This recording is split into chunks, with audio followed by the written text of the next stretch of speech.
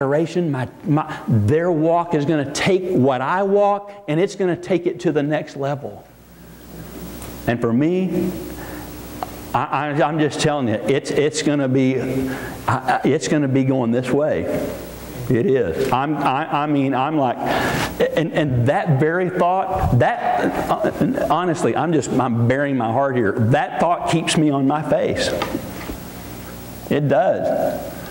Oh, this worship stuff, y'all just a bunch of, really? What if yours takes you? And again, I'm not saying I'm one of us. We're in this together. Like, what if my kids take my worship life to the next level? They're going to.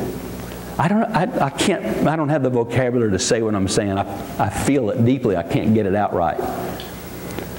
But that's one of those that has to be so convicting. Listen, I don't want to live in 2D anymore. I want to see God. I want to see God doing things all in my life. The good, the bad. The pain, the hurt. Like, God, how do you want me to respond? I want to see you in this. Those things that hurt. He's like, how could God do that? See, in 2D we go, why? How? Blah, blah. And when we see God apart from the Jesus that God revealed, and it's all 2D, and we get mad, and we're angry, and we cuss Him, and all this. But in 3D we go, God, what are you saying? I know how my flesh wants to respond to this, but oh, God, I'm pressing into you. God, reveal yourself to me today in this situation. Okay?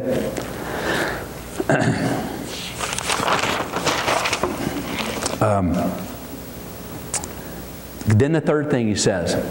So he says, the mighty God of Jacob. So he says, God is mighty. He's mine and He's mighty.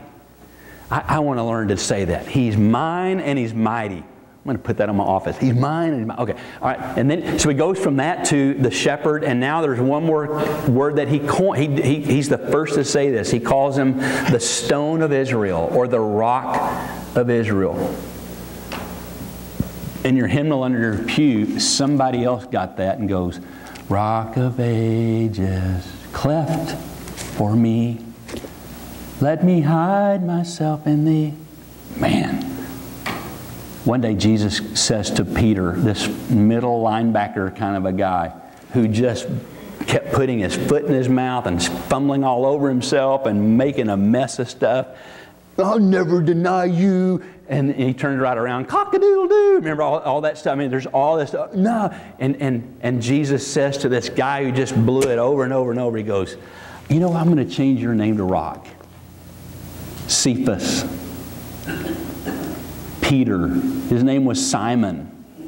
And Jesus goes, that's not good enough for you, Cephas. Your name is now Rock. And upon this rock, I'm going to build my church. What? Are you kidding me? That was showing up right here. Isn't that incredible? It's awesome. I mean, here's Jacob, this guy that just, he's, Mr. Tripp. I know a guy that his first name is Tripp, and Terry and I knew this cattle auctioneer named Rick Tripp. His last name was Tripp. He was so awesome. Anyway, I got to reel my mind back. Here's Tripp. Well, here's the real Tripp. He was like, and all of a sudden now there was nothing in his life like a rock. And yet at the end he goes, yeah, I get it now. God, you're my rock. You are my source. You are my strength. You are the foundation of my life. All of those days I didn't get it. I get it now. You were there the whole time, holding me, supporting me. The only stability in my life. The stone, and Jesus was called the stone that the builders rejected, and He's now the chief cornerstone. It all goes back. Isn't that incredible? Okay, here I'm going to end up with some questions. Okay, I got my doctor's coat on, my stethoscope, my okay, all right. What if someone built their life on my understanding of God? They will, good or bad. Terry, Matthew, Mary Caroline, my kids, my friends, my grandchildren, my great-grandchildren one day are somehow going to build spiritually on where I am in my life. Ooh. My passion or lack of passion for God. They're going to build on my obedience to or my disobedience to God. And they will take that to the next level. My desire for or my lack of desire for God. They're going to build on my worship of or my lackluster lip service, glib whatever at God. I want them to take my worship. I don't want one more day, not one more day in my life to be just this lip service about Him. Because I don't want them to have that. I don't want little Mary. Like 2 weeks ago, I was looking during worship, and I try not to look around. That's why I sit on the front. It's like, if I sit somewhere else, I wonder what, it's like if I'm down here, I'm like, okay, I'm going to be me. And I just look down at Mary, and she's got her eyes closed, and it's like, oh, God. It was like I'm transported to heaven already. It's like, yes, God, thank you. Now, I have a thing in my journal one time about, I think it was Abby. Terry and the kid, she was at church with me, and we were at another church, and we were taking communion together.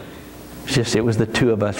Terry must have been working in the nursery or something. It was just the two of us, and I have this note in my journal, the one day I journaled that year, and I start off good. It's like I got a whole stack of January journals. And, so I heard that the other day, and I just laughed like crazy. These are my January journals because I do it for like 3 days and stop. So yeah, January 1st, 3 years ago was good. But I journal sporadically, but I remember journaling that day because it had such an effect on me that I'm taking communion. We worship together, and we're in worship, and I'm taking communion with my daughter. There's something about that goes, God, it just did me in. I'm projecting the Jesus in me onto the future. My love or my disdain for God. They're going to build on my walk with or my avoidance of God. My being consumed with or my lukewarmness toward God. They're going to build on my 2D ho-hum, life is a drudgery, I hate this, I hate my job, I hate this, can you imagine? I'm just what-ifing, okay? What if I spend my entire life, I hate my job, I hate my life, I hate getting up, I hate when the alarm clock goes off, this job, I just hate this. Can you imagine my children watching this for 50 years until I get my gold watch? Wow, life's been so good, I got my gold watch. I got my retirement. Now I can get to sit in my lazy boy and watch The Price is Right the rest of my life. Really? Really? That's what I want for them? Not me. Not one piece of that. But I want my kids to see me when I get up going, God, what do you have for me today? I cannot wait for my feet to hit the floor. And I'm not saying every day's like that.